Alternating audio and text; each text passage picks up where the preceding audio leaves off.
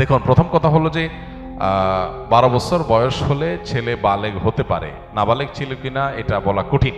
কারণ অনেকের দেখা যায় আজকাল ছেলে মেয়েদের একটু আগে থেকেই তারা বালেগ হয়ে যায় নানা কারণে।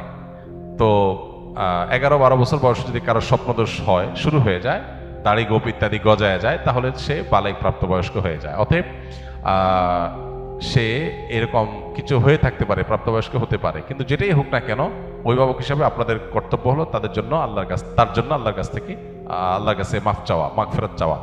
সেই সাথে একটা গুরুত্বপূর্ণ বিষয় হলো, লক্ষ্য করবেন আজকাল বাবা মারা পাগল হয়ে যান, অ্যাগ্রেসিভ হয়ে যান। কি জন্য? ছেলে মেয়েকে খাওয়ানোর জন্য, পড়ানোর জন্য। আর কিসের জন্য? পড়ালেখা করানোর জন্য। নামাজ না পড়লে এত টেনশন নাই, স্কুলে না গেলে যত টেনশন। নামাজের জন্য চাপ দিছে বেশি স্কুলের যাওয়ার চাইতে, এরকম ঘটনা আপনি পাবেন না। তার মানে এগুলো সব বস্তুবাদী চিন্তা চেতনা থেকে আসছে। সন্তানের শিক্ষার কথা যদি বলেন, মানুষ করার কথা যদি বলেন, ওইটা মূলত হয় বাসা বাড়ি থেকে।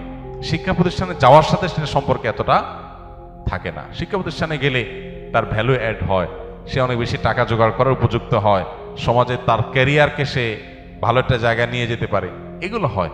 তো মানুষের মতো মানুষ হওয়ার সম্পর্ক বেশিরভাগ ক্ষেত্রে পারিবারিক শিক্ষার উপর নির্ভর করে। ওইটার ব্যাপারে আমাদের গুরুত্ব নেই, আমরা বস্তুবাদী চিন্তা থেকে এগুলো করি।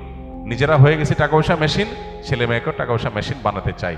আর টাকা পয়সা মেশিন হলেই মানুষ সুখী হয় না, তার প্রমাণ আপনার নিজের এই ঘটনা এবং এরকম আরো অহরহ ঘটনা। অতএব মানসিকতার পরিবর্তন খুব বেশি জরুরি। বাচ্চাদেরকে পড়াশোনা করার জন্য, স্কুলে, শিক্ষা প্রতিষ্ঠানে, মাদ্রাসায় যাওয়ার জন্য জোর জবরদস্তির একটা লিমিট, এটা যদি ক্রস করে যাই, লিমিট থাকা উচিত, লিমিট যদি ক্রস করে যাই আমরা, তাহলে তার সুফল, তার ক্ষতি, তার কুফল আমরা ব্যবহার করতে থাকবো।